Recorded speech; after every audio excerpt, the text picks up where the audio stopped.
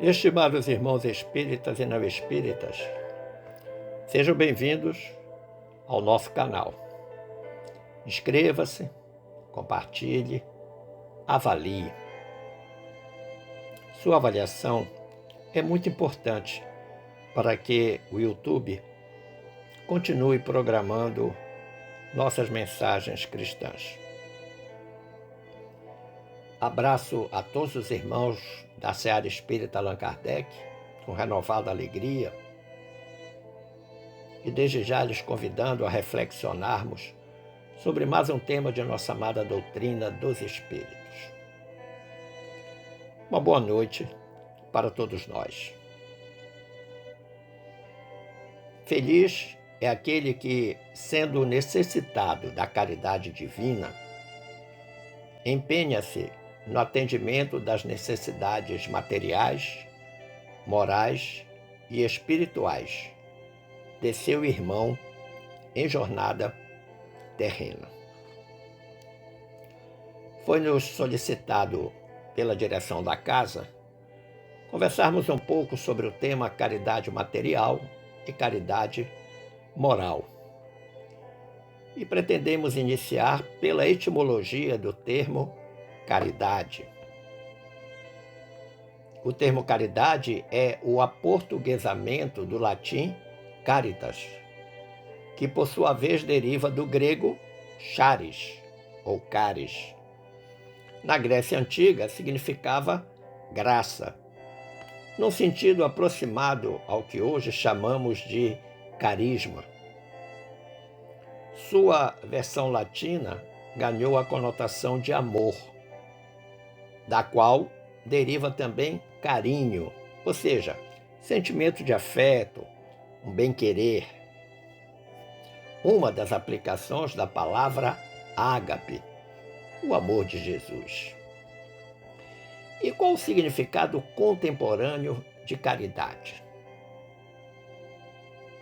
Nos tempos modernos ou contemporâneos, caridade ganhou conotações mais estreitas, sendo normalmente associada à prática de auxílio material, também sinônimo de beneficência e facilmente confundida com esmola, donativo ou um benefício assistencial qualquer.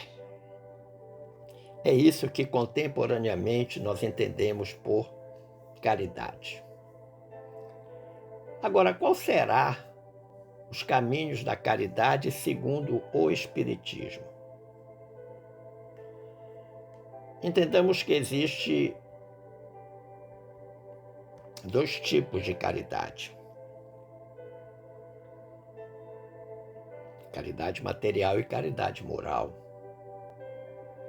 Caridade material é quando usamos dinheiro, recursos financeiros para ajudar ao pedinte, alguém que está em dificuldade, quando damos esmolas, quando alimentamos um faminto, quando compramos remédio, doamos uma roupa. Essa é uma caridade do tipo material. E a caridade moral? Bom, a caridade moral pode ser um bom pensamento, uma boa palavra, um sorriso, uma prece, um ato de bondade, um bom exemplo. Caridade moral é perdoar e aceitar as imperfeições alheias. É usar a bondade com todos. Se a caridade material supre o corpo físico, a caridade moral supre as necessidades do espírito, do corpo espiritual. Mas eu queria chamar a atenção para algo que nós não podemos deixar passar sem examinar. Existe a esmola sem caridade. Existe a doação sem caridade. Quando damos para nos ver livre de quem nos pede. Ou quando damos ou doamos algo pensando em receber algo em troca. Em realidade, isso é uma barganha. E existe a esmola ou a doação com caridade. É quando nós fazemos essa doação em silêncio, sem esperar nada em troca. É dar o peixe, mas ensinando o beneficiário a pescar, para que ele não fique viciado em pedir. Quando nós damos o peixe, nós estamos praticando a caridade material. Mas quando nós ensinamos a pescar, nós estamos efetivando a caridade moral. Mas você pode perguntar quais são as origens da caridade. Elas estão assentadas nos costumes e nos atos de Jesus. Recordemos que a época do Mestre, quando o Mestre viveu entre nós, pouco antes até de sua vinda, as mães vendiam seus filhos. Os velhos, os idosos, eram abandonados nas praças públicas. Eram literalmente descartados da família. A mulher era tratada como escrava. Mas com a chegada de Jesus entre nós, um novo clarão apareceu. Porque os exemplos de obediência de Jesus ao Pai, a quem ele chamava de Abba, mudaram a mentalidade humana. Fizeram com que cada pessoa percebesse que ela precisa auxiliar o próximo. Por duas razões. Primeiro, porque era correto. Segundo, porque no futuro próximo, a criatura poderia estar naquela condição de necessitada. E com certeza gostaria que alguém o ajudasse, ou a ajudasse, a criatura.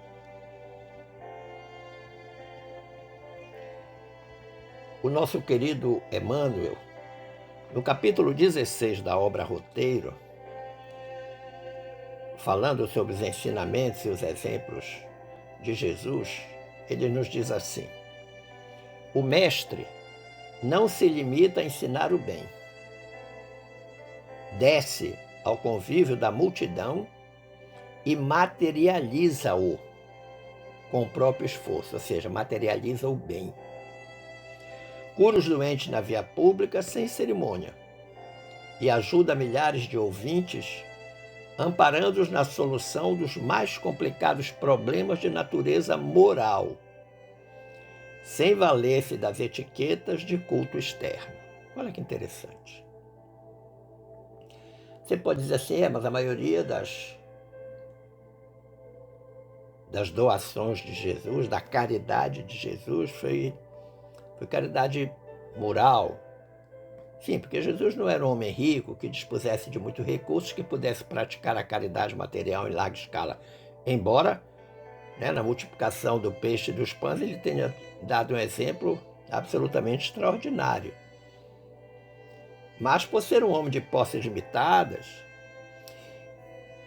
e também por não estar tão empenhado na caridade material, embora a fizesse, porque quando ele curava os doentes era uma forma de caridade material. Ele estava muito empenhado em praticar a caridade moral, ajudar as pessoas a refletirem sobre a sua condição de vida, sobre as suas tendências, esclarecê-las de que aquele caminho que elas estavam trilhando não era um caminho correto, e que se verdadeiramente ela buscava o reino dos céus, por aquele caminho elas seguramente não encontrariam. Mas você pode perguntar também, e na codificação espírita, como é que aparece a caridade? Depois de pesquisar em diferentes sites de busca,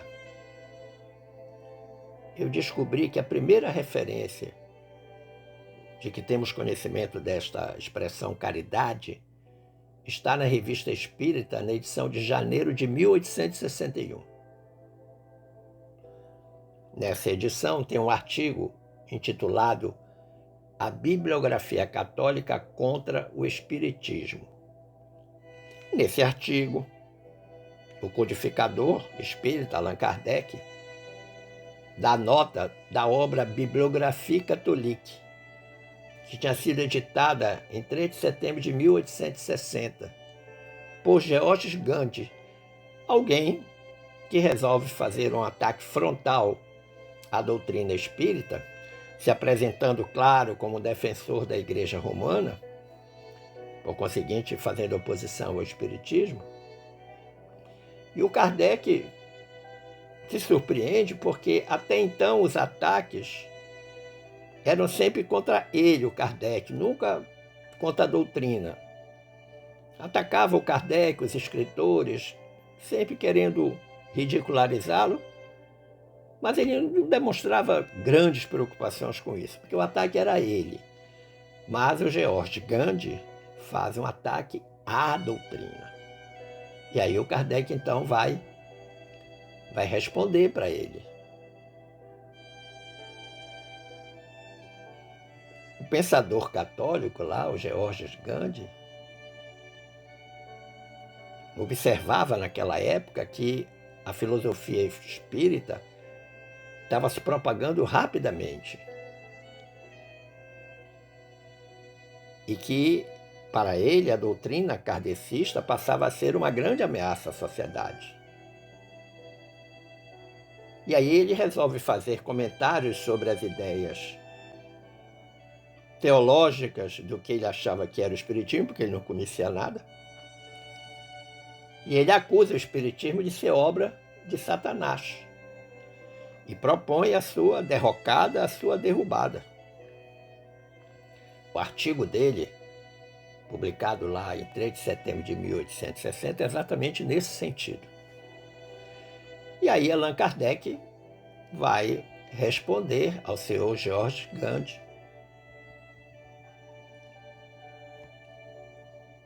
A resposta é longa, mas eu extraí exatamente a parte que nos interessa em função do tema. Nosso tema é caridade material e caridade moral.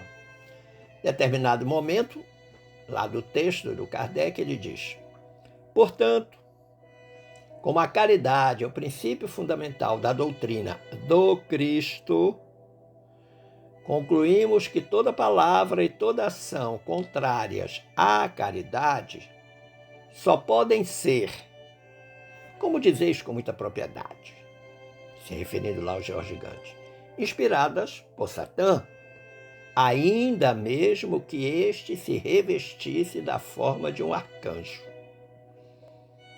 É por essa razão que diz o Espiritismo: fora da caridade não há salvação. Olha que interessante. Ele, além de fazer uma crítica sutil ao George Gandhi, ele responde e deixa claro, em definitivo, qual é o grande mote da doutrina espírita.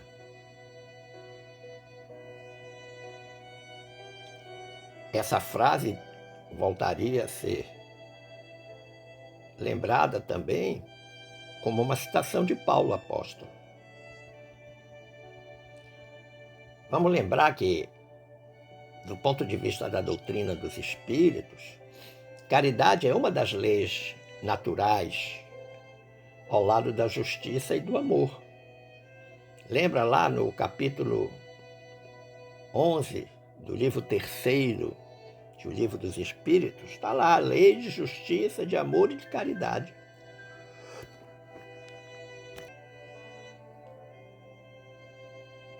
E nela nós encontramos a síntese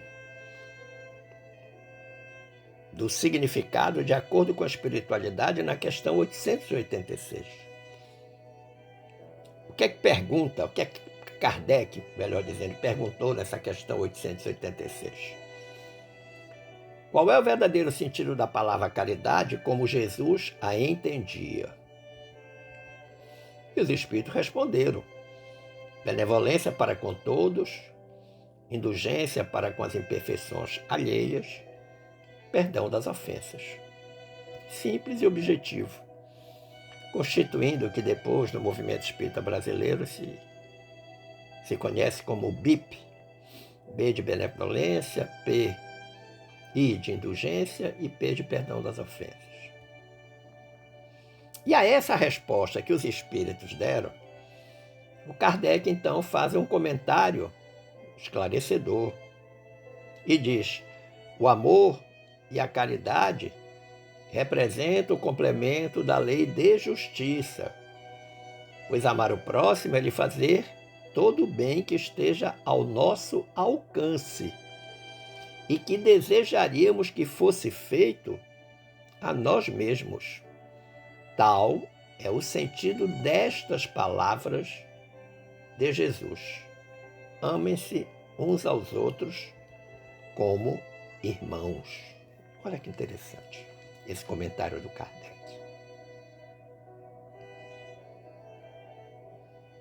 A virtude da caridade foi argumentada em profundidade lá no Evangelho segundo o Espiritismo, capítulo 15.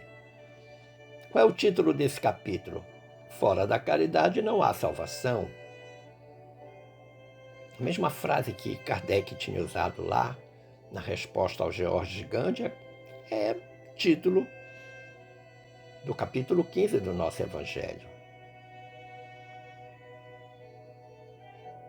Aqui, o mandamento do Cristo, amar a Deus de todo o coração e ao próximo como a si mesmo, é lembrado como a melhor exemplificação para a prática da caridade.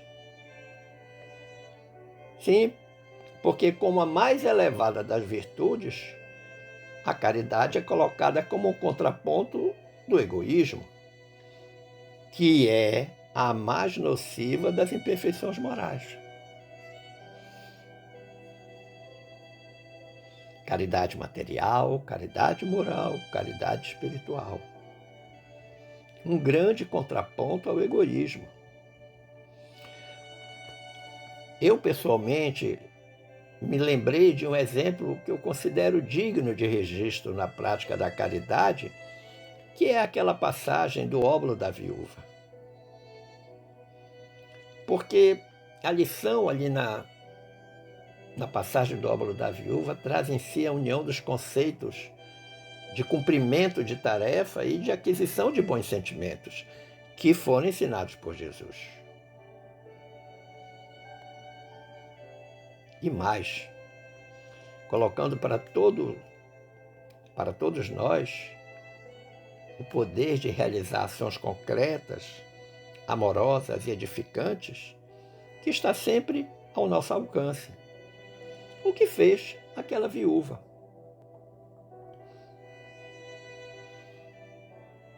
Isso é caridade. Mas não é exclusiva, existem outras formas.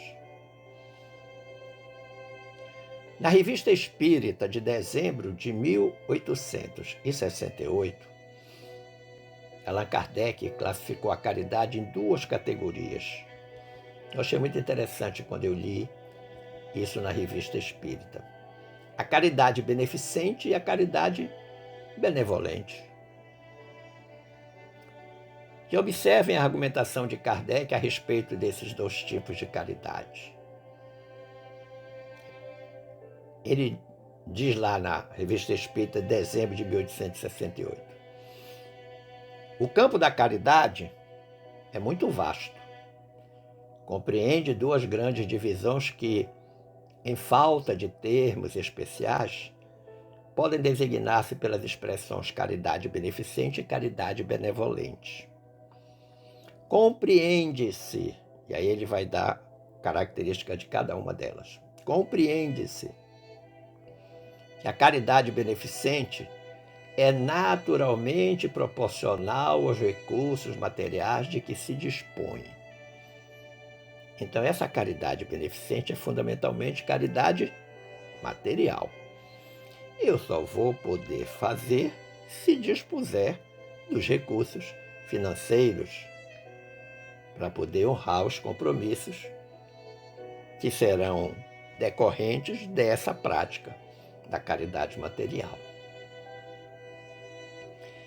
A caridade benevolente, diferentemente da beneficente, está ao alcance de todos, do mais pobre como do mais rico. Se a beneficência é forçosamente limitada, ou seja, está limitada pela questão do recurso, nada além da vontade poderia estabelecer limites à benevolência. Então, para que eu pratique a caridade benevolente, eu não vou precisar de recursos.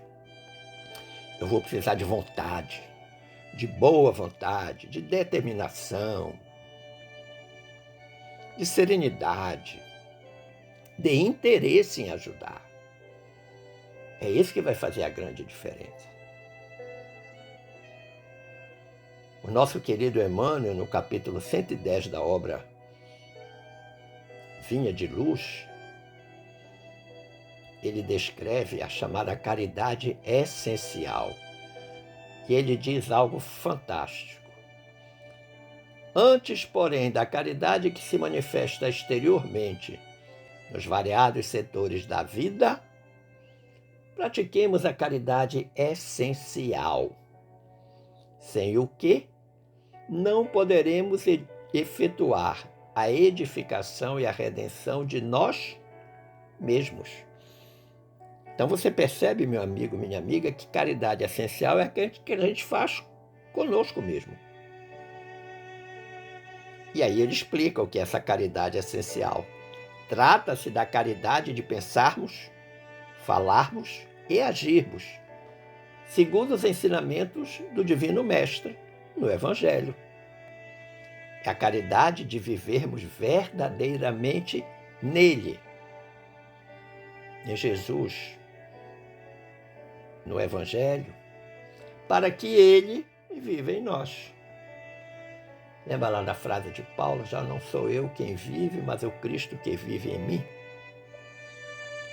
O Emmanuel está recuperando isso aí, nessa caridade essencial. Então, olha, aprendemos a caridade beneficente, a caridade benevolente, a caridade material, a caridade espiritual, a caridade moral, e agora aprendemos a grande caridade, que é a caridade essencial, praticada em nós mesmos. Ou seja, todas as vezes que eu penso, que eu falo e que eu ajo de forma pautada no Evangelho de Jesus, seguindo os exemplos de Jesus, as orientações de Jesus, eu estou fazendo uma caridade essencial para comigo mesmo. Na Revista Espírita, aliás, corrigindo, na obra O que é o Espiritismo, lá no capítulo 1, intitulado O Terceiro Diálogo, o Padre, o Kardec vai narrar um debate que ele travou com o padre e que, em determinado momento, o sacerdote levantou a seguinte questão. Segundo os espíritos, quem não crê neles, nem nas suas manifestações, deve ser menos favorecido na vida futura. Estava tentando colocar o Kardec aí numa saia justa, dizendo que os espíritos que diz que quem não acredita nele nem nas suas manifestações será menos favorecido na vida futura. Aí o Kardec respondeu para ele. Vá lá na obra O que é o Espiritismo, que você encontra isso, é muito interessante. Capítulo 1, logo no início do livro. O Kardec disse, se esta crença fosse indispensável à salvação dos homens, que seria daqueles que, desde o começo do mundo, não tiveram a possibilidade de possuí-la, bem como daqueles que, durante ainda muito tempo, morrerão sem tê-la. Poderá Deus fechar as portas do futuro para eles? Não. Os espíritos que nos instruem não são assim tão pouco lógicos. Eles nos dizem, Deus é soberanamente justo e bom. Não faz a sorte futura do homem subordinar-se a condições alheias à vontade deste. Eles não nos pregam que fora do Espiritismo não possa haver salvação, mas sim, como Cristo dizem, fora da caridade não há salvação.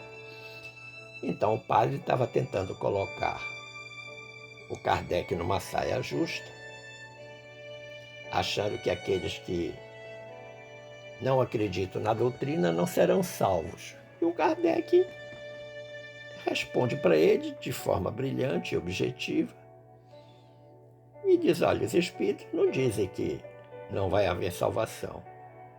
Eles dizem que fora da caridade não há salvação, não é fora do espiritismo. Aliás, o Chico, certa vez, disse isso, né? Que se em algum momento estivesse escrito aí que fora do espiritismo não há salvação, ele abandonaria o espiritismo. Conclusivamente, meu amigo, minha amiga, vamos a uma outra obra de Emmanuel, ou melhor, de Kardec, sim, de Allan Kardec, Obras Póstumas. Existe um capítulo em Obras Póstumas chamado Fora da Caridade não há salvação. Ele está lá na página 306. E o Kardec assinalou na obra: eis como entendo a caridade cristã. Compreendo uma religião que nos prescreve que retribuamos o mal com o bem, e com mais forte razão que retribuamos o bem com o bem. Nunca, entretanto, compreenderia a que nos prescrevesse que paguemos o mal com o mal. Olha que interessante o argumento do Kardec na obra Obras Póstumas. Ele dá o entendimento dele acerca da caridade cristã. Ele não está falando de caridade espírita, está falando de caridade cristã. Ele diz que compreende uma religião, qualquer que seja, que retribua o mal com o bem, e com mais forte razão que retribua o bem com o bem.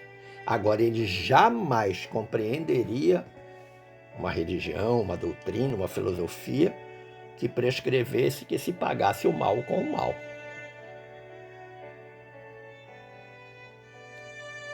Esse é um grande exemplo para todos nós.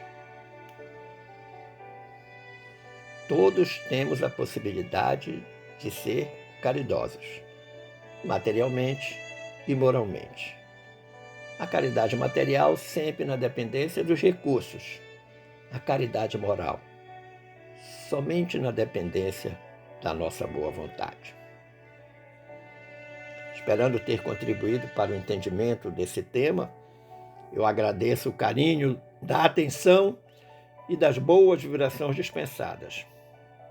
E desejo que fiquemos todos em paz com Jesus. Um forte abraço.